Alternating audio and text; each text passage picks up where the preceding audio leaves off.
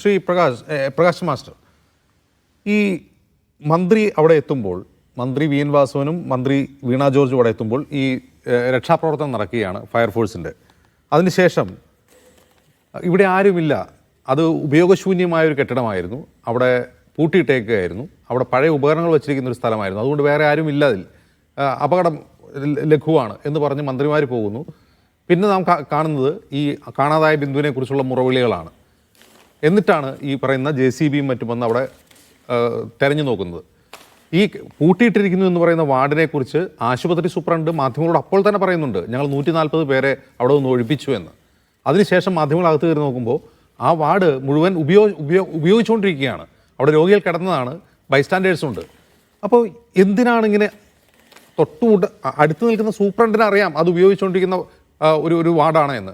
എന്തിനാണ് മന്ത്രിമാർ ഇങ്ങനെ കള്ളം പറയുന്നത്?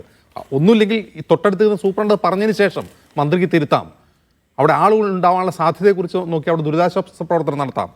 എന്തൊക്കെയോ കവറപ്പ് ചെയ്യാൻ ശ്രമിക്കുന്ന പോലെയാണ് തോന്നുന്നത്. അങ്ങനെ തോന്നുന്നില്ലേ ശ്രീ പ്രകാശ് മാസ്റ്റർ?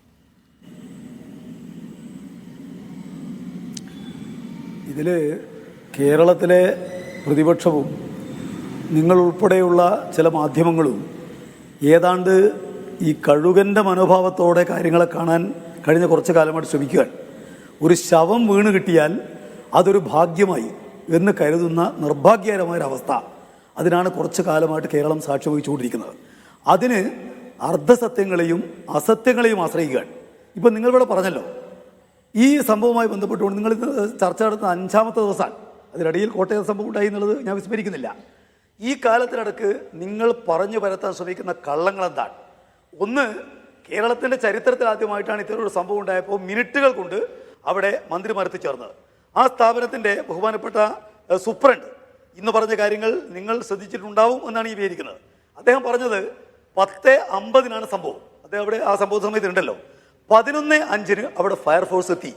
നിങ്ങൾ ഈ ദിവസങ്ങളെല്ലാം പറഞ്ഞുകൊണ്ടിരിക്കുന്നത് അവിടെ ഒരു സുരക്ഷാ സംവിധാനം ഉണ്ടായിട്ടില്ല. ആര് പറഞ്ഞു? നിങ്ങൾ ആരെ കുറിച്ചാണ് ഈ പറയുന്നത്? അവിടെ ഫയർഫോഴ്സ് എത്തിയില്ല എന്ന് ഇവിടെ ആരും ചൂണ്ടിക്കാട്ടിയിട്ടില്ല. എന്റെ ചോദ്യം ഇതാണ്. അല്ലല്ല, അങ്ങനെയൊന്നും ആരും പറഞ്ഞില്ല. നിങ്ങൾ അങ്ങനെ കള്ളം പറയുന്നു എന്നൊക്കെ പറഞ്ഞു വെറുതെ അങ്ങനെ അവകാശപ്പെടല്ലേ? അവിടെ ഫയർഫോഴ്സ് എത്തിയില്ല എന്നിവിടെ ആരും പറഞ്ഞിട്ടില്ല. മാധ്യമങ്ങൾ കള്ളം പറയുന്നു, മാധ്യമങ്ങൾ ശവന്തീനി കഴിവുമാരെ പോലെ വരുന്നു എന്നൊക്കെ പറഞ്ഞ് വെറുതെ ആരോപിക്കല്ലേ പ്രകാശ് മാസ്റ്റർ? നിങ്ങൾ മാന്യത പാലിക്കണം. അല്ല, ഇങ്ങനെ കള്ളം പറഞ്ഞാൽ പിന്നെ ഇങ്ങനെ മാന്യത പാലിക്കുക?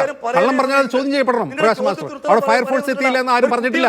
നിങ്ങൾ ഒരു സ്ത്രീ മരിച്ചു കിടക്കുമ്പോൾ, ഒരു സ്ത്രീ ആ റബിൾസിനകത്ത് മരിച്ചു കിടക്കുമ്പോൾ മന്ത്രിമാരെന്തിന് കള്ളം പറഞ്ഞു എന്നാണ് എന്റെ ചോദ്യം. ഞാൻ പറയട്ടെ ഇത് നിങ്ങൾക്ക് വേണ്ടിയൊന്നുമല്ലല്ലോ, ജനങ്ങൾക്ക് വേണ്ടിയല്ലേ? ജനം കേട്ടോട്ടെ. ഞാൻ പറയുന്നത് ജനം വിധിച്ചോട്ടെ. നിങ്ങൾക്ക് എന്താ വിധിക്കേണ്ട കാര്യം? നിങ്ങൾ എനിക്ക് പറയാനുള്ള കാര്യം പറയാൻ ക്ഷണിച്ചതാണ്. ഞാൻ പറയുന്ന ഇടയ്ക്ക് നിങ്ങൾ കടന്നു സംസാരിക്കരുത്. നിങ്ങൾ എന്റെ കമന്റേറ്റർ മാത്രമാണ്, അല്ല നിങ്ങൾ എന്റെ എതിരാളിയൊന്നുമല്ല. വെറുതെ ആവശ്യമില്ലാതെ വർത്തമാനം പറയുന്നത്. ഈ ശവന്തീനികൾ എന്നൊക്കെ വിളിക്കുമ്പോൾ അതൊന്നും കേട്ടിരിക്കാൻ പറ്റില്ല പ്രകാശ് മാസ്റ്റർ. മാന്യമായി സംസാരിക്കണം. ശവന്തീനി കഴിവന്മാർ എന്നൊക്കെ വിളിച്ചു കഴിഞ്ഞാൽ അതിനോട് പ്രതികരിക്കാതിരിക്കാനൊന്നും കഴിയില്ല. പാവമൊന്നുമല്ല. മിണ്ടാതിരിക്കുന്നത്. ഇവിടെ രാജു പി നായർ പറഞ്ഞു. ഞാൻ ചോദിക്കട്ടെ. ഇവിടെ രാജു പി നായർ പറഞ്ഞു വേറെ 2 പേരെ കൊണ്ടുവന്നിട്ടുണ്ട്. 4 പേരെ ഗവൺമെന്റിനായിട്ട് പറയാൻ നിർത്തുക, ഗവൺമെന്റിന് അനുകൂലമായി പറയാൻ എന്നെ മാത്രം വിളിക്കുക. എന്നിട്ട് രാജു പി നായർ പറയുമ്പോൾ ഒരു വർത്തമാനമില്ല, ഒരിടപെടലുമില്ല. ഞാൻ പറയുമ്പോൾ ഉടനെ വായിൽ കയറി സംസാരിക്കാൻ. ഇങ്ങനെയാണെങ്കിൽ എന്നെ വിളിക്കേണ്ട കാര്യമില്ല. ഒരു അന്യായത്തിൽ ഇത് ജനാധിപത്യപരമാണോ? ഒരു ചർച്ച ഗവൺമെന്റിന് അനുകൂലം എതിരായിട്ട് ചർച്ച നടക്കുന്നു. 4 പേരെ ഗവൺമെന്റ് എതിരായി പറയാൻ നിങ്ങൾ നിരത്തുന്നു, നിങ്ങൾ ഉൾപ്പെടെ. അനുകൂലമായി പറയാൻ ഒരാളെ വിളിക്കുന്നു, എന്നിട്ട് അയാളുടെ വായിൽ കയറി നിങ്ങൾ സംസാരിക്കുന്നു. എന്തിനാണ് ചെയ്യേണ്ട കാര്യം? എനിക്ക് പറയാനുള്ള കാര്യം ഞാൻ പറയട്ടെ, ജനം വിധിക്കട്ടെ. നിങ്ങളല്ല വിധികർത്താക്കൾ, മീഡിയ നല്ല വിധികർത്താക്കൾ ജനങ്ങളാണ്, അവർ പറയട്ടെ. ഞാൻ പറയുന്നത് നിങ്ങൾ ഈ കാര്യത്തിൽ, നിങ്ങൾ ഉൾപ്പെടെ മീഡിയ അടക്കം, കേരളത്തിലെ പ്രതിപക്ഷം രാജു പി നായർ അടക്കം നിരന്തരമായി കള്ളങ്ങൾ പ്രചരിപ്പിക്കുകയാണ്. എന്താ കള്ളം ഞാൻ പറയാം.